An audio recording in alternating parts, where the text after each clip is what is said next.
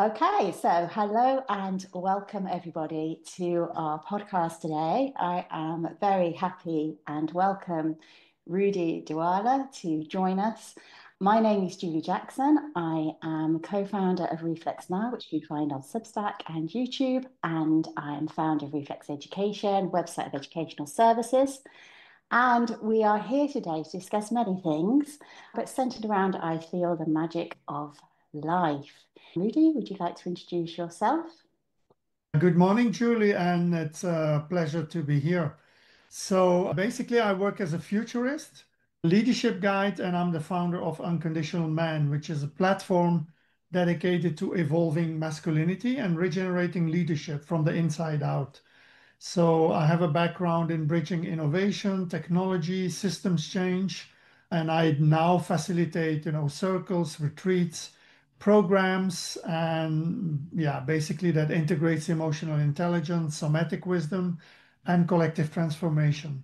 So I often work with men in circle, but not just men. I also work with women and in mixed circles. It's mainly how we can lead with presence, purpose, and deeper inner alignment in a rapidly changing world. And I discovered you on LinkedIn. And one of the reasons why I discovered you was my personal background and my experience of being brought up mainly in a male household, but also as a teacher of almost 30 years of working a lot in boys' schools and also in mixed schools, and being very interested in the male perspective, the male experience of life.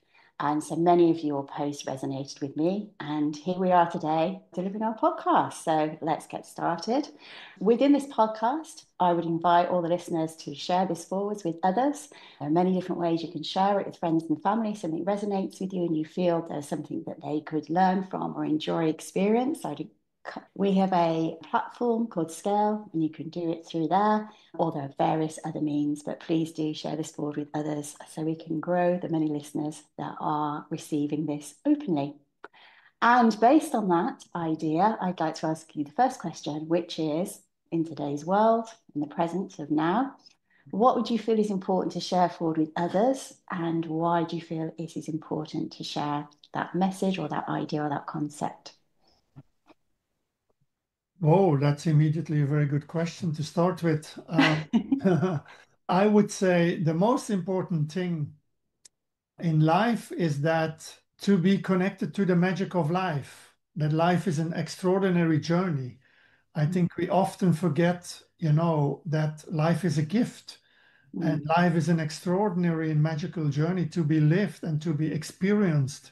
I think many people just project their fears and insecurities and trauma onto the outside world, where actually the magic of life is to look for that within and to mm, embrace those fears, insecurities, and trauma and hidden emotions and all that, and look for that within and embrace that. And, if everyone could do that, the world would be a much better place. Yeah, so because of this freer projection on the outside world, I think we see a lot of polarities that we have seen growing in the last couple of years, which are, feminine, masculine, or gender, political polarities, cultural, technological, geopolitical, we see more and more polarities in life.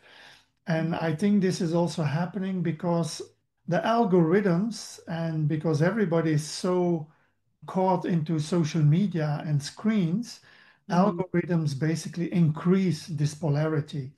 And if only we can become aware of that, I think many people are aware of it.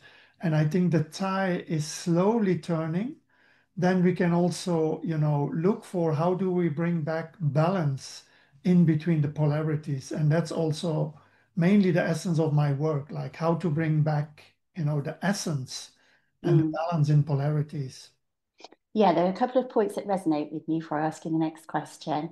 First thing is that idea of life being very precious. And for us to really seize the day is a phrase that people use, but to get out of life and to experience life as much as we can. And also that idea that things that may be not so good in life that we've experienced are still part of our life. Over time, I feel they can reduce in their kind of loudness or their strength, but they're definitely a part of our lives. So embracing things that may not be so good is a healthy thing, which you've mentioned there. And a third part is that idea of how technology and the growing pace and advancement and changes in technology and in AI creates this wave that potentially doesn't really connect us in the true essence. And that is very important for us to keep. So I'd be very interested to hear, having made those comments, you mentioned balance. How would you bring back balance? How would you advise people to get started on that? What would that look like for them in their lives? Well, actually, I have been working in technology, especially for the second part of my life. First part was more about arts, culture, music, events, bringing people together. And then I think from mid 90s, I started with technology. So it's actually more than 30 years already, a big part of my life. So the internet, I would say, before I was also working on computers already, but like the internet, I think the catalyst into future forward thinking. And actually, the promise was to bring people together. And I think we are more connected than ever. Mm, However, because of that contradiction in mm, ourselves and with ourselves, this mm, gets augmented in the outside world. Go back to my journey. The best way to actually bring balance is to drop everything and spend time in nature. I think the most important thing we need to do is to connect back to ourselves. And there's no better place to do that than in nature. And when I say connect back to ourselves, it means also our body, our sensors. We mm, forgot about the technology and the wisdom of our body. There is so much wisdom and technology already that we have in our body to communicate with the outside world. You know, we have all our senses, and when we listen inside, our inner voice is always telling us the truth. Another thing is also to learn to listen more than we speak. mm, Learn also to listen to the people close to you, mm, because often we go through life from a sense of control. We mm, want to control the things around us to keep a security, which mm, is basically related to our own insecurity. But when we create trust in that and trust the relationship with life and with the magic of life, then there is a lot of magic that is going to happen to you. So let go a bit of the rationality, yeah, I would say, because we live in a world where for a couple of centuries now we have been focused on rationality, and that mm, has brought us tremendous things, in health, mm, in advancement, in energy and transport. We have been able to create amazing things. But I mm, would also say that now the move that we are in is basically to go back also to bring balance in that, like not just rationality, and we need everything to be proved by science. mm, So why do we not trust our inner senses? Why does it need to be proved by science what I feel? Yeah, and I think we need to go back to those what we are feeling and then communicate that also in community, in communion. mm, And I think that is going to be one of the main focal points for how do we stay human in the age of AI and the age of technology. Because mm, the more and more we will be surrounded by AI and technology, and also to listen to it, because now we get a lot of input from AI, but then we forget to integrate that, and we are not able to integrate that. So the human connection will be paramount in the future, I think. It's interesting what you say because I recognise as you started with sort of technology is great in terms of connection as it is within this podcast itself, but in terms of that growing relationality and that realness and that liveness of being with another person and sharing of themselves, the sharing isn't reciprocal. It's a giving of information from AI and you are inquiring or you are giving it a response. Whereas with a human being, there is a sharing of oneself with the other self, which I think is fairly irreplaceable and very, very special. I think in terms of technological advancement, you hit on several things. For example, in the medical field, there's lots of advancements there. Space, as you said, transportation. There are many things which will help us. But fundamentally, the other point you raised, which I think I've tried to do in the UK and at the moment in Montenegro. So I'm definitely doing it more here, more opportunity and more spaces to go to. But being what I feel sort of like hugged by nature, enveloped by nature, getting out into nature as much as possible, taking that time away, stepping out, letting things be, trying to detach from the rationale has really been enhancement to my life. And I think I'd encourage others as you are to do the same thing or similar things wherever they are in the world. Find those green open spaces, make that time to make that a priority because that reconnection has something very natural about it. And as I said, very, very enriching, I feel. And therefore, from that idea of the senses enlivens and awakens the senses. I think I notice more things, taste food even better, hear things more. It seems to enliven that aspect of me as well. I don't know if you've got a personal reflection on that, of your experience with your connection with nature that you'd like to share. Well, I think people are always afraid of the future and technology. Mm, I think we don't need to be afraid of future and technology, mm, but I think we need to be afraid that we as humans start acting as robots and technology because we are in a world where technology is basically dominating. And if we follow that road, then basically it hollows out our humanity. So technology and social media hollows out our sense of meaning, our sense of self-sovereignty, our self-leadership, the capacity we have to lead in this life, to actually decide for ourselves. And so I go on walks every day. Basically, it's the most creative part of my day because mm, sometimes I have a lot of input from mm, meetings I have online. I try to limit the time I am online, mm, but most of the time I have meetings or I talk with people like I do now here, or I do my circles, or I do my work and I mm, work with people. So mm, it mm, doesn't really feel to me as technology or being behind the screen. mm, So I try to mm, limit it to mm, not stay too much seated. And then when you go in nature or whenever you have a problem or a block or mm, something comes up in your body that you say that's usually it's a blockage or something from the past that we haven't looked at. mm, And then when you go in nature, nature always releases. Nature always gives you the possibility to open up, gives you the possibility to relax. It gives you the possibility to be in the present, listen mm, to the birds and listen to mm, what's going on around you and see what is happening in nature. And the month of May is one of the most beautiful periods in the year because there's so much happening. It's like mm. life is coming to life and we are here to live also. So it's always a reminder of like, oh my God, how grateful I am and what an opportunity I have to get in this life from my parents. What an extraordinary thing to be alive. It's beautiful, and there's a reawakening of nature with the flowers growing and the animals and everything starting to come to life. So it is a perfect time of year to do that. So thank you for sharing that with us today. On to our next question then. How have you transformed your own life, and what would you feel you could share with us about that? And how do you feel those experiences have helped others? During my podcast on Reflex Now, what is seems to be a little bit of a pattern emerging is the people that I'm meeting and resonating with have had a certain trajectory in life, and then often that's changed or that's altered or transformed in some way to follow a trajectory where they are basically giving themselves to others in order to help them have and enjoy a life that is richer and better in many ways. And I believe you're one of those people. So, hence this question about transformation, personal, but also what others can learn from it too. Yeah, I think my journey started already very early in my teenage years. I was pretty much disconnected from my parents. They were not, it was not that they were bad parents. They did a lot for me and my sister, but there was no communication.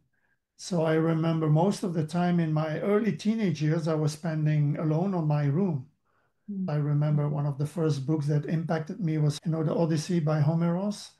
And that brought me already to an imaginary world of like, okay. And then in my mm. youth already, I had read a lot of, all these boys' books, about adventure and knights and Indians and, all these things and Excitement. adventure, exploration.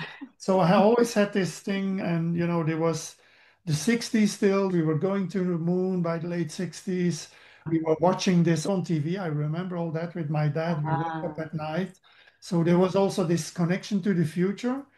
mm, And very early on, I listened a lot to jazz. Music was my refugee. And I remember already, listening to bebop jazz when I was 16. I read all the biographies of Charlie Parker, Miles Davis, all these guys. So on the road from Jack Kerouac. So my mind was like, woof, like yes. open. And so then I traveled to India when I was age 18, 19. I traveled to North Africa and Morocco for a couple of months. And I remember, I quit school at 16. And I went to work because I wanted to live independently. So Mm, I went to work, but then I decided also to leave for a journey to India for 4 months. And everybody was telling me, but you can't do that. You're going to lose your rights, like right. unemployment rights or whatever. And I'm like, you know, I feel I want to go to India. I need to do this, and I go there. So, in that sense, Wow. very early on, I always had this feeling of intuition that this is what Yes. we need to do. And I always had a vision of next year, I want to do that. So, when I came back from India, I wanted to learn the saxophone. And everybody told me, yeah, but you need to learn, you need to be young to learn the saxophone, you need to play for years. And then I learned the saxophone, and a year later, I was on Right. stage and touring Europe and even to Japan Wow. and all that. So, I always had this thing that, follow my intuition. What I didn't know was that my intuition was connected just to my mind and my subconscious. It was Right. not really an embodied intuition. Then I met my wife, we got 3 children, triplets, and then basically had to decide to start working because I couldn't make enough money, with the saxophone.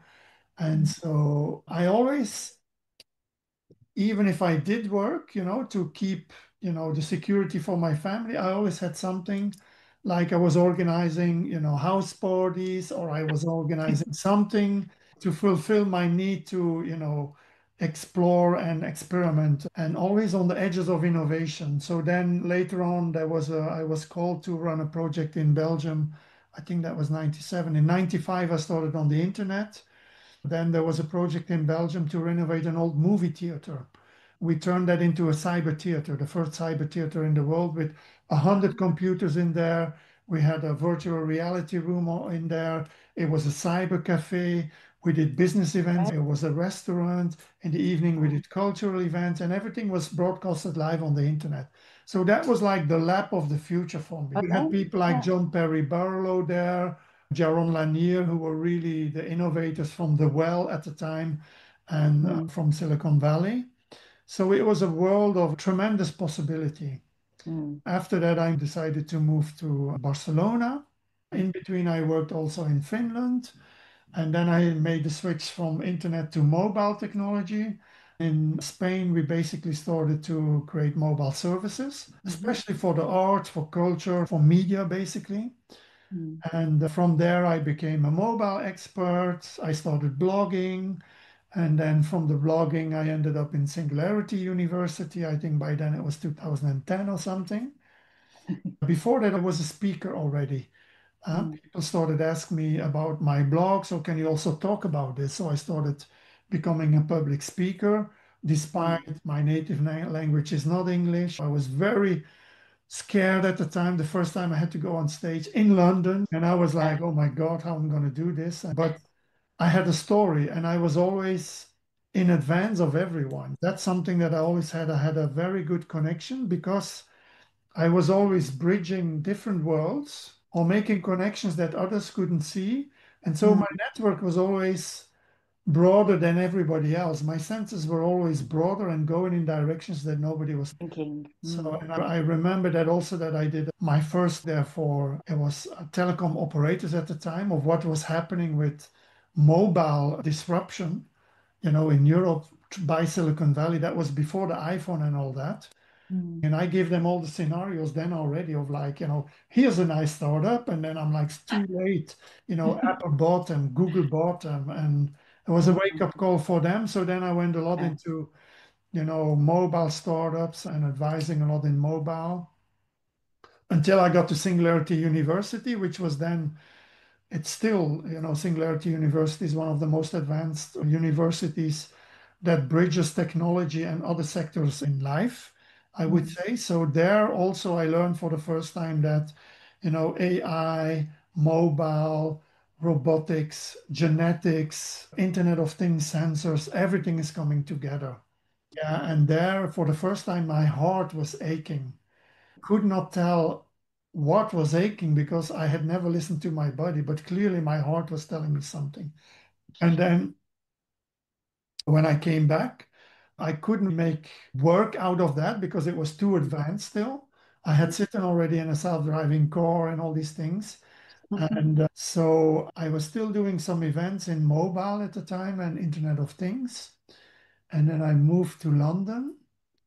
Cambridge, I lived in Cambridge for a couple of years. And in Cambridge, at some point, came the awakening at one morning that with everything I know, I cannot innovate any longer. Right. Yeah, so I need to, look within. I realized somehow that I need to innovate myself within in order Mm. to be relevant for the future. And that was sometime between 2011, 2015 or something. And so then I moved back to Spain. I went on a sabbatical in 2016. Then I learned with a friend philosopher, a Dutch philosopher friend, Socratic design. I went on sabbatical, lived in a medieval village 2 hours above Barcelona in the middle of nowhere with 500 people in the village. There's a river, and I sat by the river every morning. And Mm. Socratic design is basically a method where you go back into your own belief systems, your assumptions, your addictions, your trauma. And I was 55 or something, and I had never looked back to Right. my childhood. So and then I realized, like, oh my God, there's so much trauma in my life. So I had to learn to live with that and to embrace that. Mm. And then I met my third wife, actually, Janai, who's Mm. Turkish.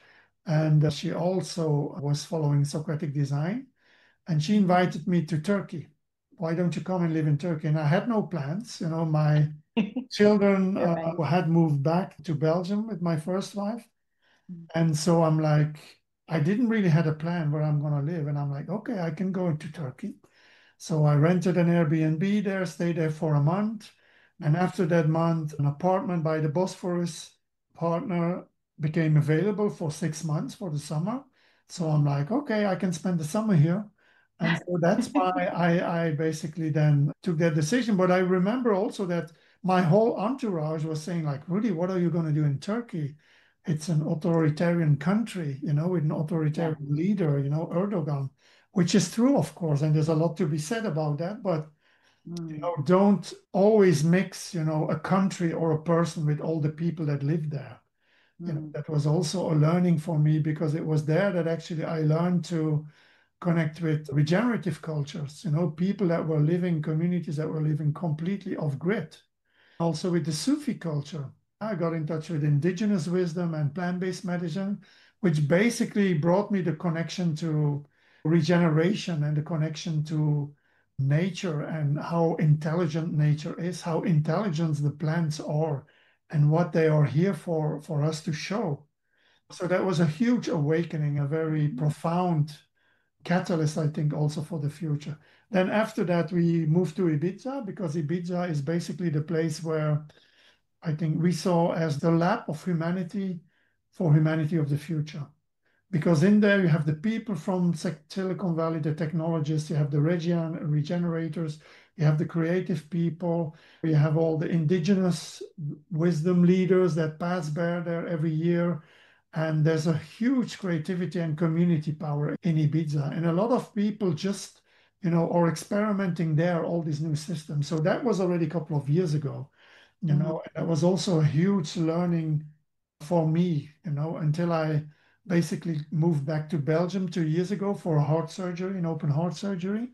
And then Mm. I decided to basically focus my life entirely to support men and to serve men, basically to connect to their truth and authenticity, as I believe that's the most important thing to do right now. Wow, what a life. There are lots of things there that I wasn't aware of that are amazing. There seems to be a lot, as you said, that was intuitive to you, opportunities that you came across, lots of innovation, and then seminal moments, kind of wake-up calls in your life that drew you in slightly different directions, or very different directions, in fact. As you said, that was more in tune with your heart, I'm guessing, and were heartfelt and heart-led, and a real sense of compassion for others, and a sense of exploring what that would be for yourself. But then, as you said, what grew into unconditional men and for other men, and how they are living with their lives and themselves and with others, which seems an extremely rich and amazing trajectory. Imagine from your younger self that that's what you would be focusing on today. Well, thank you very much for sharing so many things. I'm really hoping the listeners will find things within that where they've stopped themselves perhaps from pursuing things and now feel that they're in a position where they could take those routes and really listen to their hearts and listen to themselves. And even sometimes you said just taking that time out in nature to sit with yourself and think, well, what is authentic for me? Or is it head led, or is it actually about what I would like to do from my heart? And hopefully that will emerge for them and it's something they can follow and lead a life that's really full of fulfillment for themselves and for others. Yeah, then sometimes Yeah. also life happens. Yeah. Like children, or then COVID, for example. Before COVID, I was basically having my professional life as a speaker, public speaker, internationally, and I was making very good money, was able to create a very good life. But then with COVID, all of a sudden, I lost all that. Yeah. Wow. And then somehow I could have the reaction of like, I'm going to continue online as a speaker. But somehow I also realized like this is a major point that is happening in my life. And that was actually also the point where I learned, I'm going to learn and dedicate my life to regeneration, to be in service of nature, which then led also to the first point is to change basically the mind of the man in Mm, order to get to nature. So sometimes also when life happens, we need to be able to react and to sit and listen what is actually happening to me and how I'm gonna take this to my personal advantage to learn from and take a decision that is going to be beneficial for my future and the ones around me. mm. Yeah, that's very important. And it's really only something that I've been doing in more recent years. I think before then, I was one of those people that would plan ahead and look ahead to what would be achieved. It was only in the last few years that I thought, well, actually, there's more to life than that, and there's more that you can share with other people than that. But it took me a few years before I came across things that would enable me to do that, to have that exploration, which I started last year on a part-time basis with reflexive education, exploring that relationality between children, which then led to this year exploring relationality between adults. And that really came from my heart and past experiences of life experiences that weren't so great and some that were great. So similar to yourself, having experienced that world and a lot of richness there, how can that transfer into everyday communication? How can that transfer into everyday relationships? And then also the traumas, the upsets, the unpleasantness of life experiences.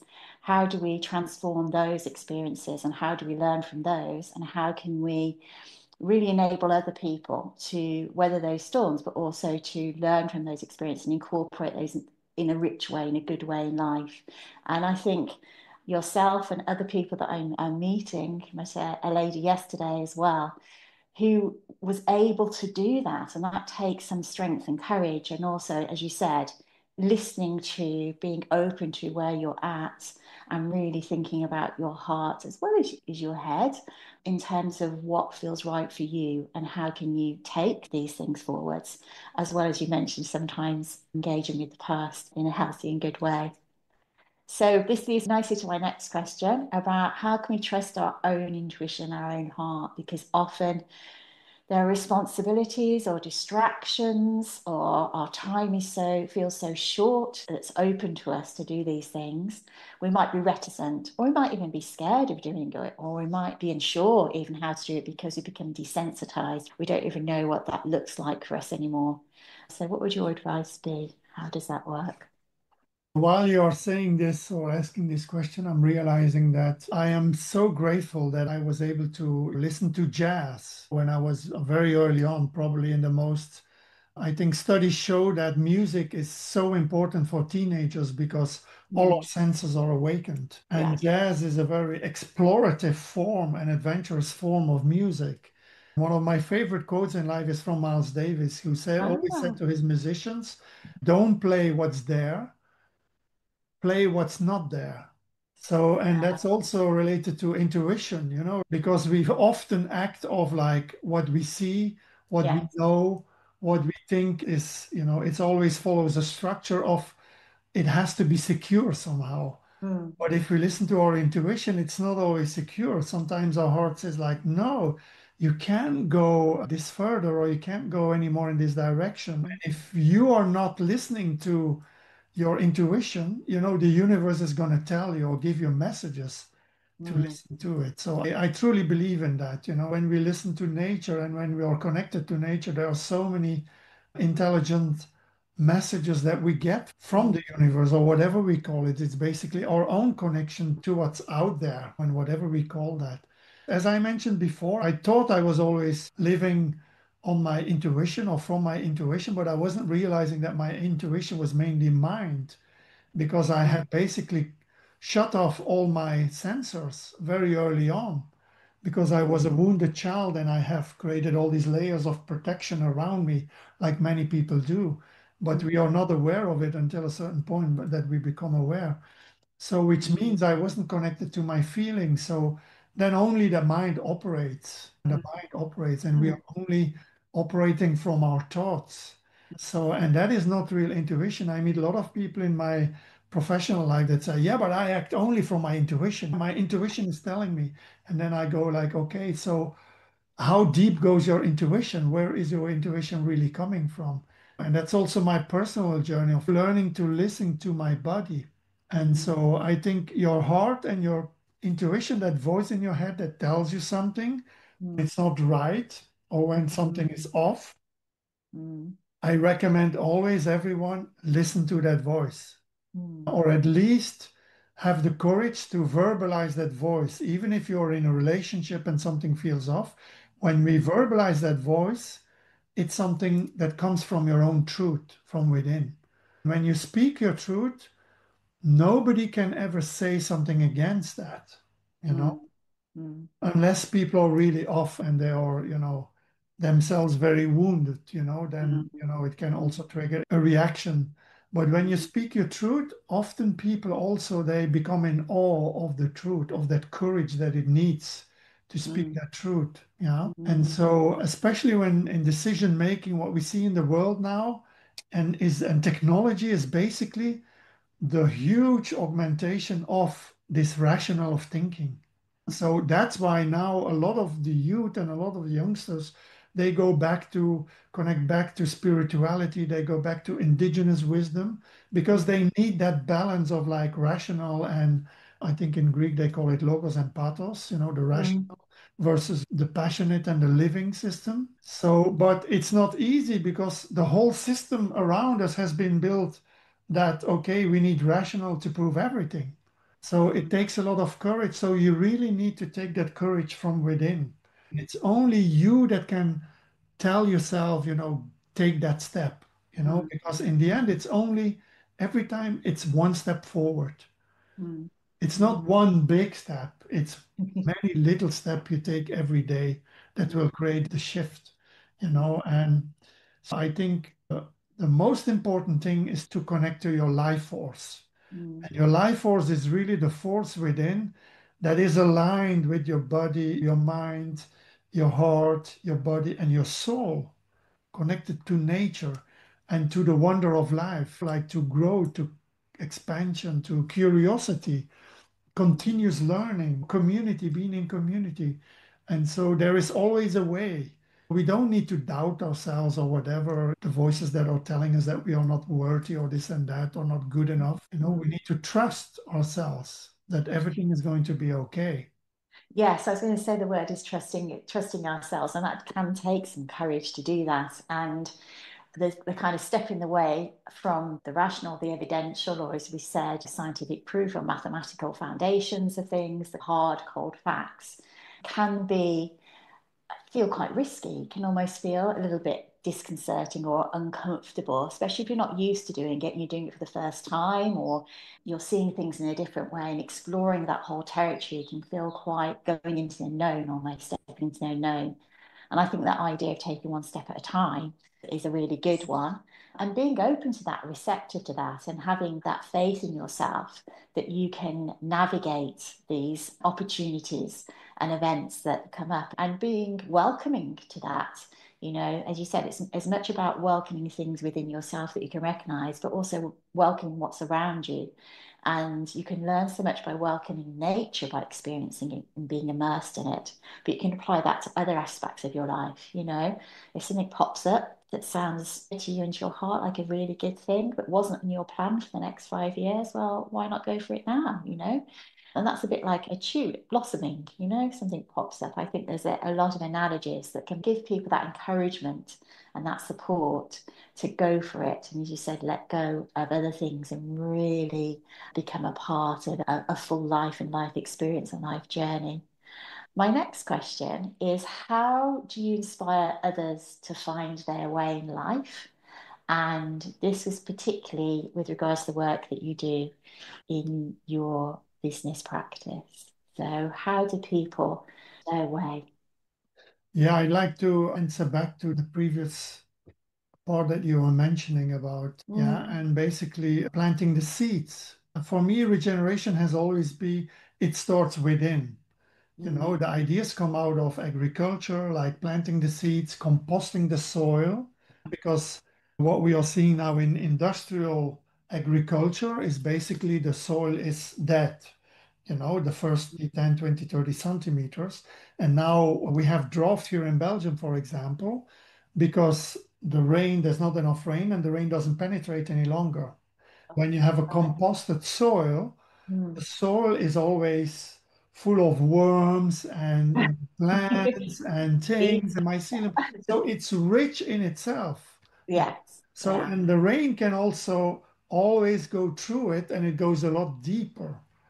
Yeah. Mm, So when you have a regenerative field and you have an industrial field, you will see the regenerative field is full of plants and flowers and blossoming and all that, especially now in May. And the other field is, yeah. And yes. so I compare that also to the first exercise I do in my courses is always like become aware of your own inner soil.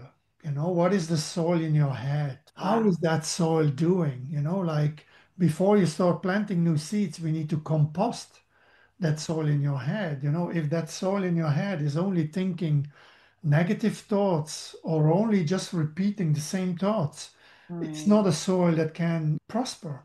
And so, first, we need to really let go of a lot of things in order to nurture our body with healthy things, healthy food. We need to take good care of our body in order to nurture good thoughts. Everything starts there.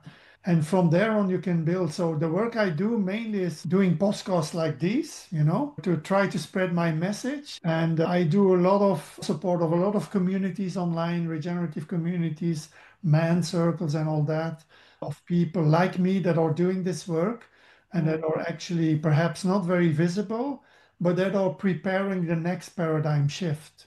You know, Yes. because it's by being connected through technology, but doing the work locally, there is Mm, a lot of interconnected and interdependence. That is going to bring the next wave of innovation, I think, after this period that we have to go through, whatever that will bring. Most of my work, I do it from the circles. So I always work from circles because I believe that when we are in circle and we are in a trusted and a brave space, we learn from the stories from others. You know, especially men, they always think that they carry the most heavy weight. And that's why they always go like, they can't express because they carry everything themselves. We have never learned to ask for help. You know, you can't blame them for that because we never learned no. it. You know, Mm, so that's like the first thing to do is like how to connect to your feelings, you know, and then once you connect to your feelings, how do you learn to communicate about those? Because these are things that men have never learned. And then once we learn to do that, a sense of humility also and gratitude comes over the man, because he also hears the stories from others. There's always a story that a man has gone through much worse than you have ever gone through. Also, you realize that there's much more drama sometimes elsewhere than in your own life. And then, so through this humility, through this gratitude, the man becomes connected again to brotherhood and this belonging.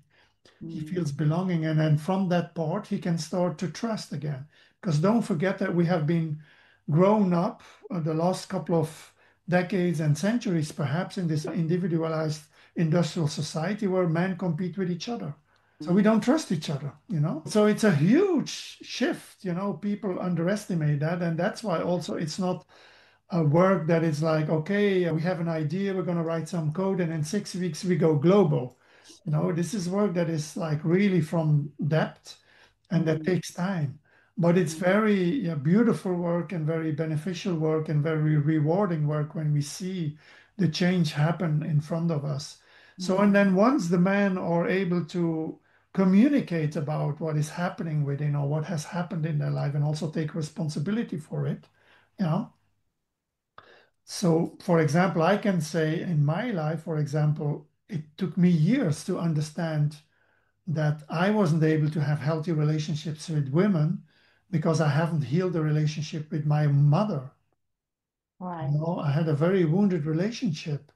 So it took me years to realize that myself. And then only from that space, then you can actually go through a good relationship with a woman, and it's not only the men who carry all that, blame, but I don't like the term blame, but we are in evolution. On the women's side also, there's a lot of issues, and these are not things that we need to point to each other. There are things that we need to heal together and find ways to learn from each other in that sense. And that is the work that I'm doing in mixed circles. Once the man can communicate, because women are very good in communicating about their feelings and all that. But then you come into a space, and for that, the circle to me is always a sacred space. I've learned that from working with indigenous elders. It's a sacred space. It's not something you take for granted. When we are in circle, we are connected to our inner core, we are connected to our true self, and we only speak from our heart. We don't speak from our mind. For example, the first time you put 6 or 10 men together in a room, after 5 minutes, they start quarreling. Why? Because they talk from the mind, from opinion. And opinion divides, the heart unites. Opinion is always like, okay, I'm right, you're wrong. I'm thinking left, you think right, and it's always, this is the separation we have in life. And so that's very important that people learn to experience what is unity, because you cannot really describe it if you haven't experienced it. And as long as people have not experienced it, they will keep talking from the mind that they are always right. And once we come in that understanding and that awakening, that space of presence, then we can go deep and also meet the feminine, when the feminine can meet the masculine, and we can go to expansion again, what it means to take responsibility, what it means to design for the future of our children or grandchildren. What is the world that we are going to build? What are we going to role model to our children? Yeah, and a real sense of kind of progression, personal progression, but also reciprocal progression within a community where you can feel safe and respected. And as you said, there's that sacred space that you feel able to share. That in itself is a skill or can be something that you need to foster and grow with. For some people, it won't come as easily as others. And that's something, as you said, within what you do with other people, that you're able to help to guide that and nurture that and to really explore that. And I see it as you said, I think expansive. It's a growth opportunity rather than aggressive or shrinking away from something. And I guess a lot of us in different ways have that sort of shrinking away from things rather than going towards things and exploring those spaces. But it's a rich and worthwhile activity to do, and to recognize, you said, the masculine and the feminine, and to understand what that is and what that really means, and how, again, incorporating that within our own lives and meeting that within others and being compassionate towards others is something that enables human relationality and enables that depth and growth that you speak of. And I think those things are just such beautiful and amazing things, but can often, as you said, only come from experiencing it. You can speak to people about it and tell people about it, and of course they can be inspired or think, oh, I was thinking that, and it can resonate with them. But when people experience it, that's when the real, I think, growth and change happens, because through those experiences you feel and you can sense in your heart how good that is and how amazing it is for the individual, but also for the collective as well. Based on that, what are your newest projects, or what is your newest project of courage? We've spoken quite a lot about courage, individual, but also collective courage today. And how does that fulfill you going forwards, which we've also mentioned today? I try to build and diversify, like I build a lot of online projects to work on evolving masculinity. What does that mean? And how do we get there? I also have programs where we experiment with AI as a tool for personal growth and integration, to do shadow work with AI, because a lot of youngsters now, they are consulting AI as a surrogate for not having a psychologist or something. So in Belgium, for example, there's 1 or 2 years waiting list for youngsters to go to psychologists. It's a huge wave that is coming of the youngsters that need help, that need somebody to connect them to humanity, because they're totally disconnected from it. So there is a way also of helping these youngsters to take the messages they get from AI, because AI is very intelligent. It has all the wisdom of all the books that have ever been published. So you cannot say it's stupid. But how do we integrate that when we get such messages? Because there's so much wisdom that the youngsters cannot integrate it. Yeah, so I do also courses on, it's not really courses, it's mainly journeys where we go together to process. Yeah, and I also start mixed circles now, beginning of June, with a female and me as a facilitator, because a lot of women have been asking, like, okay, can we join a men's circle, and what are the men's circles saying, and what is happening in the men's circle? So now Curious. we're going to the mixed circles also. And then also I do, I do workshops, I do speaking gigs, I do local circles, workshops around masculine and feminine, masculine energy, yes, and things like that. So my idea is to build Unconditional Man really as a platform where men can be helped, supported when they have a problem that they can tap into. And there is some program done by some facilitator and multiple programs for multiple type of sessions, actually, where people can be supported. I mean, from my personal experience, I've come across males who have issues with anger or trauma or inability to express feelings, difficulty with engaging with others, forming relationships. And I think there are so many different aspects that you will and have and will go forwards helping them with. I think it's vital work you're doing, and the context of what you're explaining in terms of that rationality of, people almost being confrontational rather than accepting or being compassionate with each other. I think that would be a beautiful switch, change, shift, as you call it, within society to see. And never more is it needed than it is now, with the conflicts and the different issues that we have, which seem to be growing in society rather than diminishing. So it's invaluable work that you're doing. Based on your life experiences, for our next and final question, you may have covered a little bit of these before. Do you feel that you can shape it as you wish? What emerged for you that gave you this path in life today? What set you on this way of being and living? I think the most important thing that emerged for me, or change that I have been going through myself, is learning to be present. Learning to be present, because everything happens in the present. It is our attitude that we have in the present. It is what we can hold in the present. It is what we can create in the present. It is how we can behave in the present. that is defining every moment of our life. You know, to listen more than we speak, I think is a very good thing also. At least for me, that was significant because I was always a public speaker. My ego was so big, you know. I was always talking, talking, talking. And so learning to listen was actually a huge change for me. That's why I use a method called Socratic dialogue, where actually you need to repeat what the person before you said before you can speak. And there we learned that many people actually don't listen. They are just listening to what they're going to say in their head. So those are good methods that I use in my work also. And then what I learned also, I think recently actually was like after I was able to let go of a lot of things, is to be as fluid as water. You know, we live in very unsettling times sometimes. You know, we live in very chaotic times. The messages we get from the outside world are not always nice messages, but you know, at the same time, life is happening. You know, it's like yin and yang, you know, it's always there, you know, this contradiction of life.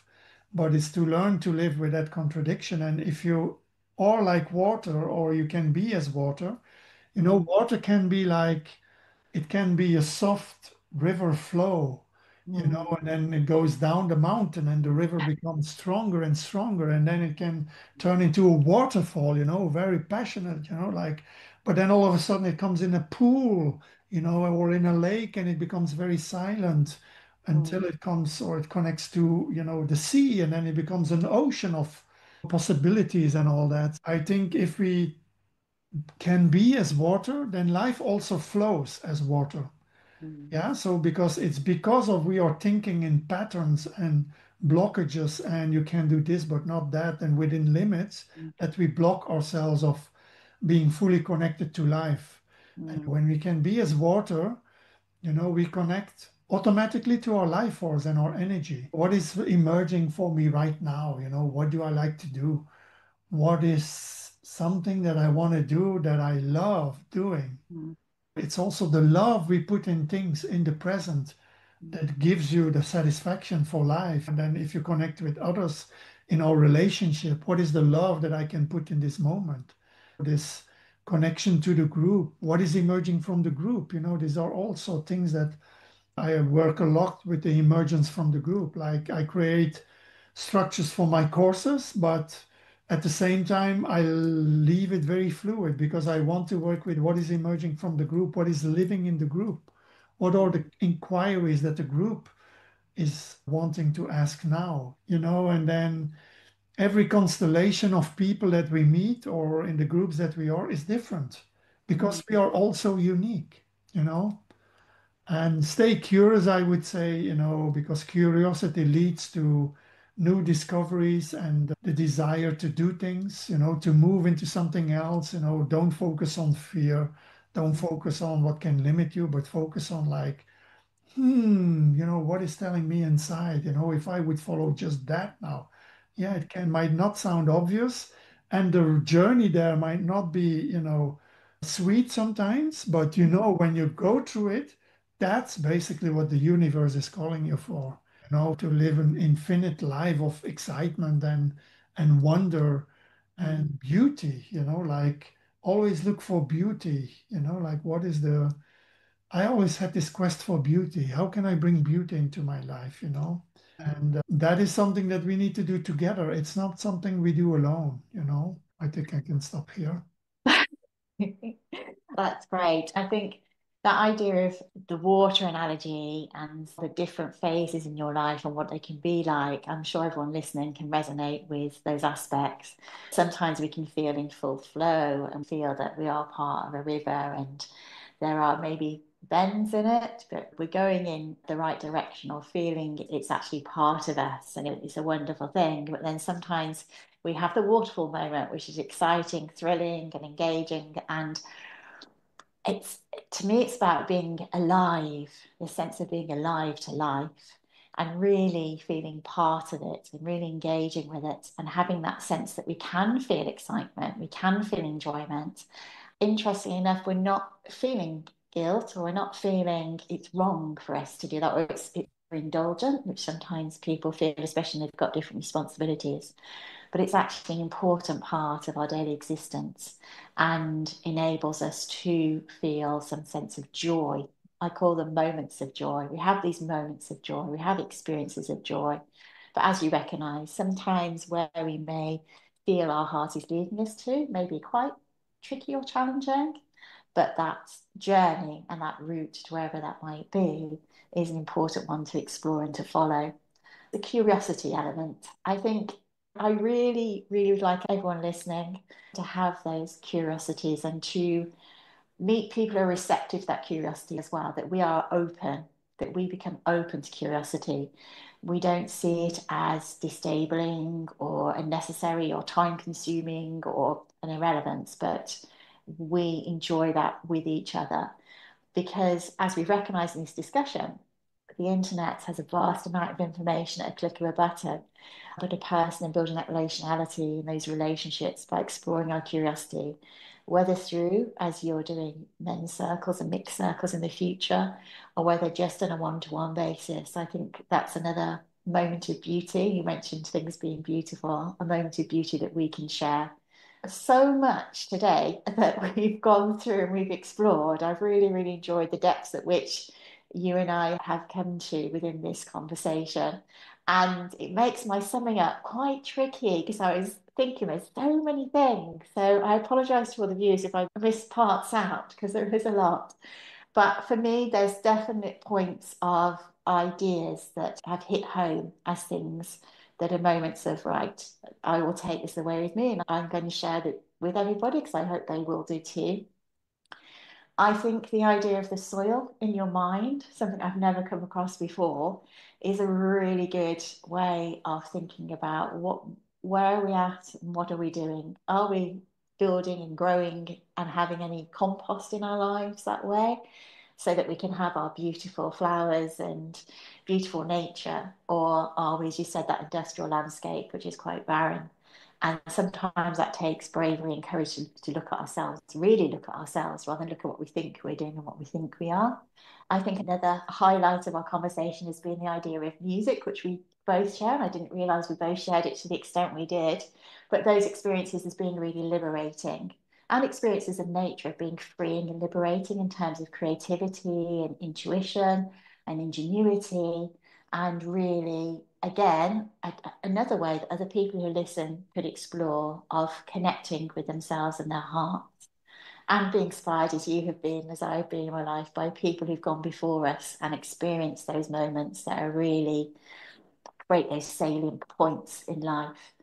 And I think overall, the work, as I said, that you're doing with men and exploring their feelings and exploring what they've experienced in life, how that impacts us, because it is a part of us, it will be a part of us in some way, shape, or form.